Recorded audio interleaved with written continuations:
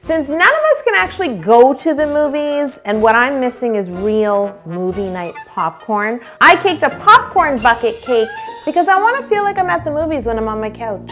Cake me to the movies! The first part of this cake is not actually cake. It's a treat that I'm gonna put inside the cake. So what I'm gonna make are something I call my movie night bars. These movie night bars are really delicious and easy to make. So all you have to do is melt some butter, add the marshmallows to the butter, let them melt, and once they've melted, take your pot off the stovetop, and then you're gonna add in a whack of buttered popcorn, and I even added some salted chips. I just wanted this to be more salty because the cake is gonna bring more sweet than usual. And then you press this mixture into a prepared pan, and as you press it in, you layer in your chocolate covered peanuts. You don't want to put them in the pot because you don't want the chocolate and the color to melt.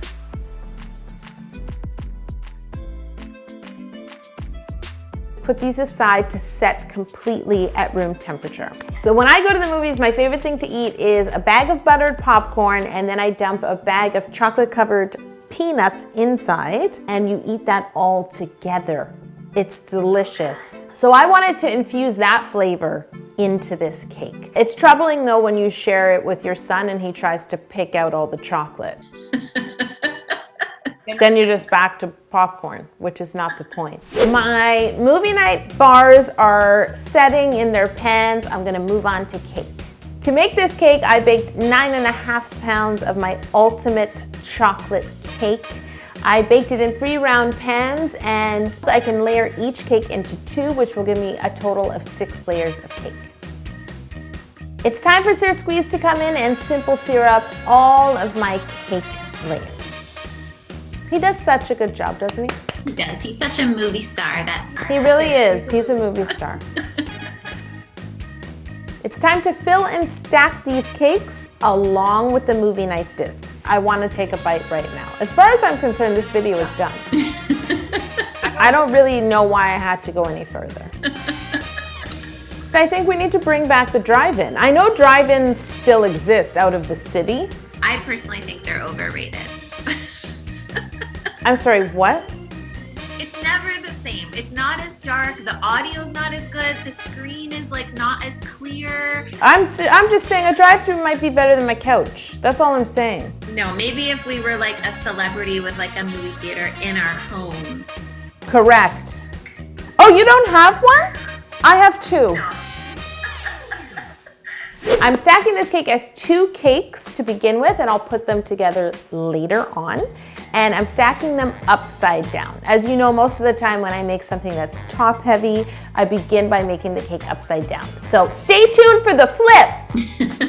This is just like a movie. The flip is the climax. The second cake is the same, but the cakes are just one size smaller. The cakes are chilled. I'm going to stack them one on top of the other as they are, but when I stack my smaller cake on top of my larger cake, I realize it looks a little too tall. This is my honest opinion. I like how serious you got about that, yo. So I'm gonna remove 1 layer of cake. It makes me sad, but it's gonna be okay.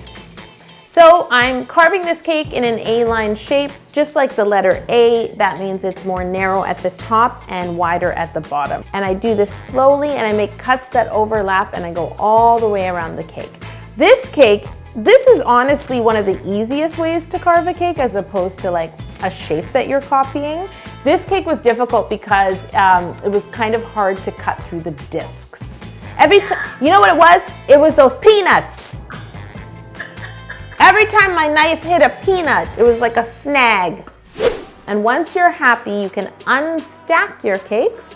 We place the dowels into the bottom cake, cut them all to the exact height, insert them, and then I like to spread a little buttercream, add a board, spread a little buttercream, add the second cake. Now we have to remember that because this cake is going to be flipped, it's not staying this way, I also need to insert dowels into the top of the cake, because it's really the bottom. This is like one of those movies that you think you know what's going on, but you're like, I'm not sure what she just meant, but I think it's gonna make sense at the end. It will. For some reason, I thought there was only dowels in whatever the bottom cake is when it's flipped correctly. But there's dowels in both cakes, eh? No, I removed the dowels after. So you just wrecked the plot, Jocelyn. I'm that annoying friend that's like, you know what's gonna happen? Yeah, I do that too. I do it all the time. All the time. My husband really loves that about me. Anyway, now you know what time it is? Crumb coat and chill time. I'm also gonna add a board to the top of the cake, which is really the bottom.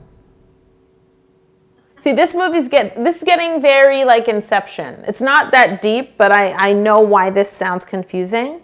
And it's not like The Sixth Sense. I'm not gonna tell you I'm really just a ghost at the end of this. I made this cake.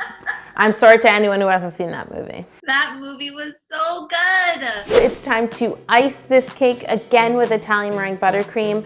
I'm using an offset spatula, but I'm also gonna use a bench scraper to help me get the sides smooth. It doesn't matter that the sides aren't straight. I just hold the bench scraper at the same angle as my cake. Okay, fondant time. So, you didn't like that song? That was excellent. This is a musical as well. I'm trying to get every category in. So, I'm gonna cover this cake in fondant and I'm not gonna drape the fondant over. The cake is really big and that would be so much extra weight.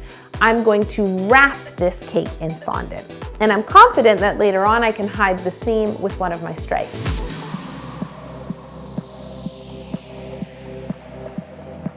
You can place your cake back in the fridge and keep it nice and cold. And in the meantime, I'm going to roll out some red fondant, nice and thin. I want to get it really, really nice and thin. I'm just going to roll out a couple of sheets and make sure that I have enough. Now I want to cut stripes. Here's the tricky part about this cake. When you look at a popcorn bucket, you see stripes and they look like they're even. But because the bucket is more narrow at the bottom and wider at the top, the stripes are actually slightly tapered so that they look even while going around the tapered bucket. Does that make sense? The stripes, like the cake, need to be wider at the top and thinner at the bottom. So this was fun.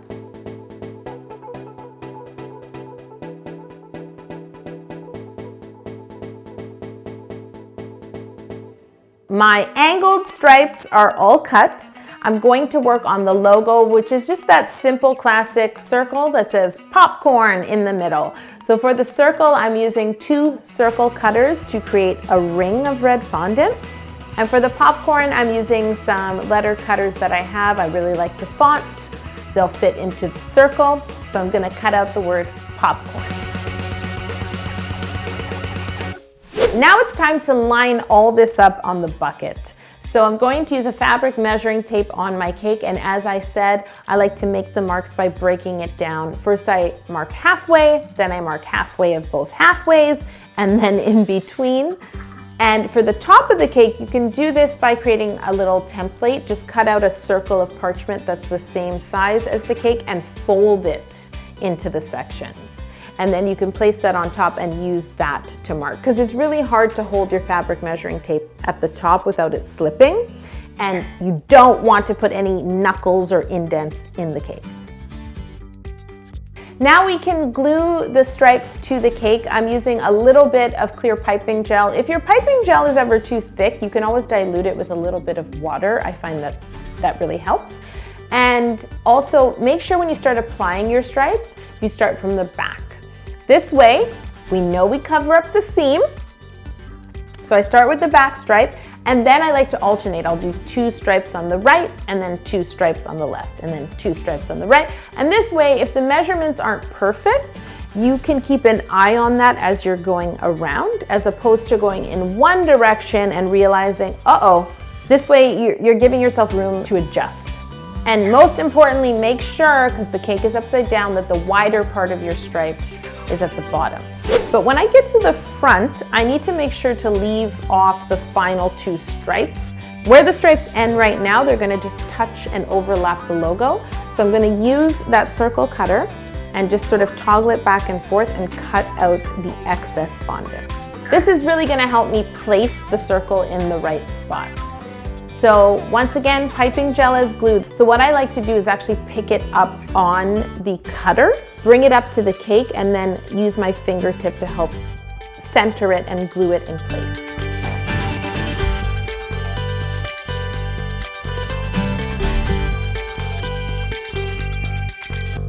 I'm not going to add the popcorn letters just yet because I think it'll be more difficult to add when the cake is upside down. But there's one more thing I need to do before that, which is add a border or like a lip to the bucket. So I'm going to clay extrude some white fondant in a thick cord, and then I'm just going to glue it to the very base of the cake all the way around.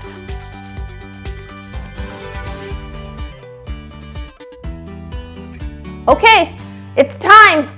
We've reached the climax of the movie. Everyone grab your movie night bars and your popcorn, because I'm gonna flip this cake.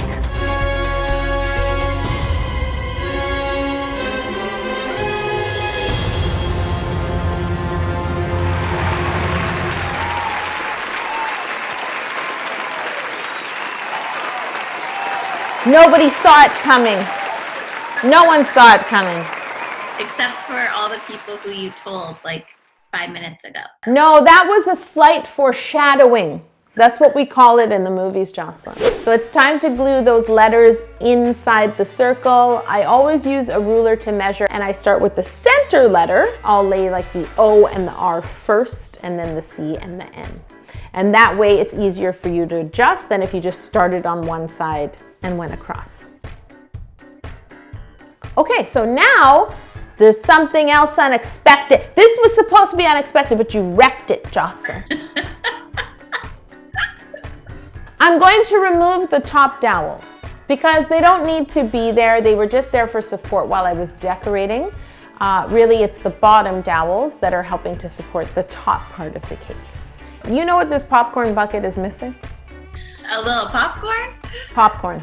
So I'm going to add popcorn and more chocolate covered peanuts to the top. I have a little piping bag filled with melted white chocolate, and I'm gonna use this as glue if I need it, because the popcorn is not just gonna sit in a beautiful mound without falling off. It's very light.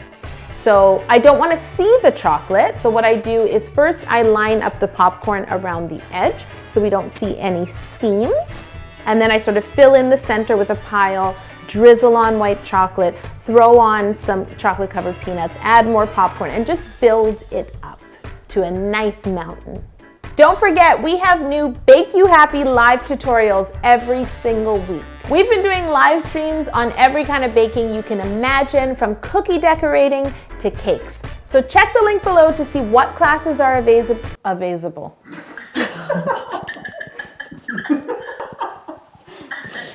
We honestly need to create a dictionary.